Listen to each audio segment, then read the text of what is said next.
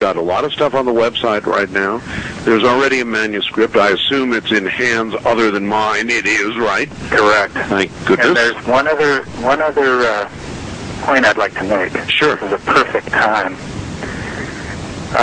This isn't about just me anymore. This is about everyone who's listening to my voice. It's about Art Bell. It's about people who respect Art Bell's show and the availability for people to come on, tell their story without the fear of being, threatened. This is a wonderful forum. We need more forums like this. But there's one thing that nobody knows, and I'm going to tell you now. There was a piece of hard evidence that I had in my possession that has been examined and safely stored and is now out of this country. Oh my! That piece of evidence will be made available in the near future. Would you care to say what it consists of? We believe it's a control device, something that links the alien to the obelisk.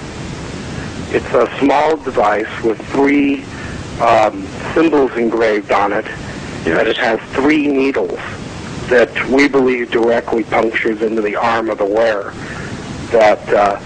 And we believe it may be some kind of contact device with the obelisk. Holy smokes.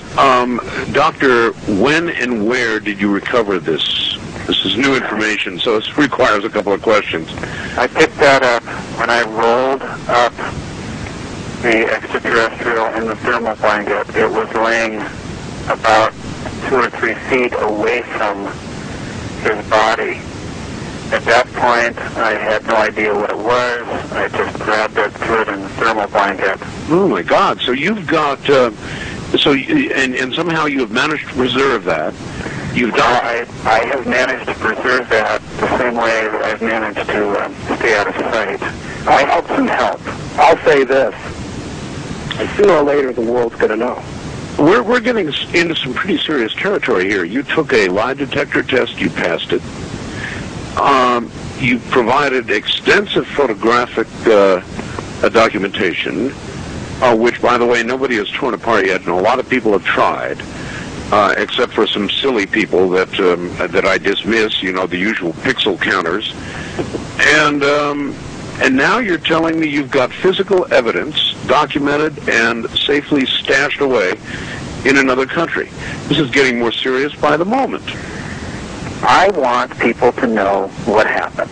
They can choose for themselves whether to believe it or not after they see it. But before they see it, it's very difficult to make that statement. I interviewed Travis Walton. They made a movie about what happened to Travis Walton, a very famous abduction case. The movie was called Fire in the Sky. I won't be the guest of honor at the party tonight. You can find somebody. You wait. Wait. Your party life. And I hope you have a good time. I hope we treat you right. I won't be the What the hell is that? That is strange. What is? What are you guys looking at? Looks like the sunset to me. No, Greg, that's east. Sunset behind us 20 minutes ago. Well, what do you think it is then? Maybe a fire, maybe a plane crash in the woods. Yeah, plane crash, it could be.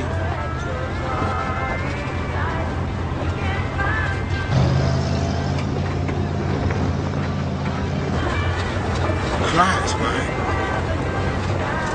Hey, what the hell is that? Maybe we should just turn back, huh? That's gotta be a fire.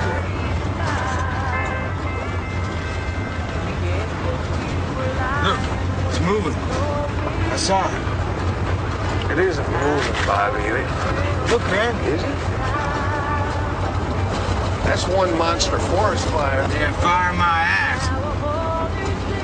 That ain't no fire, man. What else could it be? What the heck is going on here?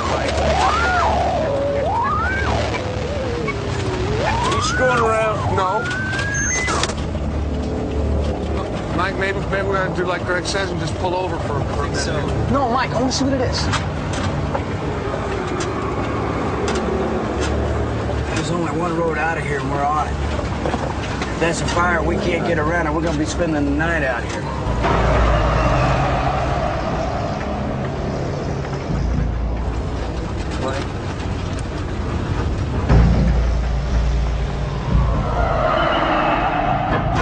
Stop, Mike! Stop the truck!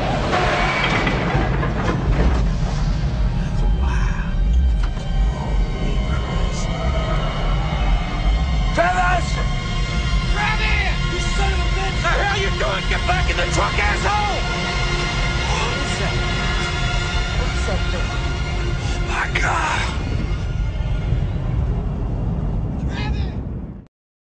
And I interviewed Travis and his boss, and they all took lie detector tests with regard to the abduction case of Travis Walton. Described as flying saucers. But beyond saucers, many people report seeing beings from other worlds. How could the theory explain those claims? Consider the case of Travis Walton. Travis is 24 and lives with his family in Snowflake, Arizona. His reported close encounter took place on Wednesday, November 5th, 1975. He and 6 co-workers were thinning overgrowth in an area south of Heber. It was a little after 6 in the evening. We were coming out of the woods here, up this road, and we saw this glow through the trees. And when we got in the opening here, we could see this object hovering over here, stopped the truck, and, everybody, wow. What did it look like? How big was it? How bright? It was about 20 feet, 25 feet in diameter, about 8 or 10 feet thick. It was a disc-shaped object, glowing golden color. The encounter took place in the Sitgreaves National Forest in eastern Arizona, on the edge of the Mogollon Rim.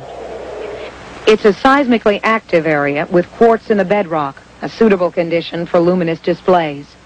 I could hear a sound when I got up closer, but it suddenly got louder and started to move in a kind of a wobbling motion, and that scared me, and I decided, I'd better get out of there.